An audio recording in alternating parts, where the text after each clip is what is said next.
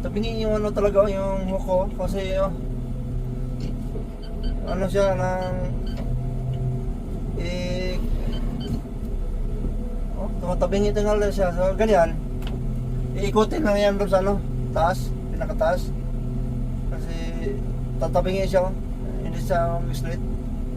Papa-adjust ko yan doon.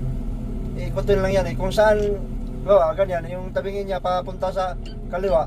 So iikutin yan din papunta sa ano, sa kanan para i-alcontra mo ba, sa lubong mo. Para magano siya, matuwid na siya yung hook. Tabingin kasi siya eh. So yun, pag ganyan problema, yan lang, iikutin nga lang doon sa ano, pinakapuno. So dyan tatanggalin.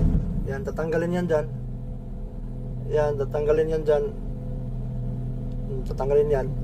Tapos iikutin yan. Ikutin yan. Kung saan pa punta yung hook niya, papunta. Kung ba, pag ganun siya, pag ganyan yung hook, tapos iikot ng ganyan. So, tatanggalin yun dun sa pinakapuno, iikot din ng pag ganun, sa lubong. Kaya, mabigat na yan eh.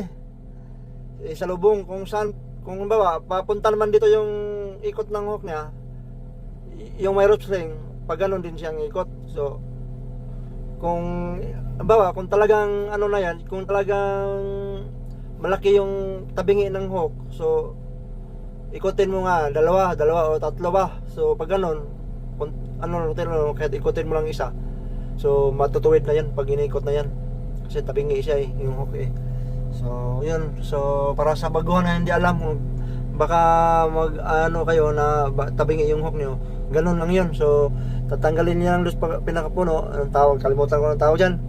So ikutin lang yan kung saan pa ikot yung hook, so isalubong mo lang ng ikot.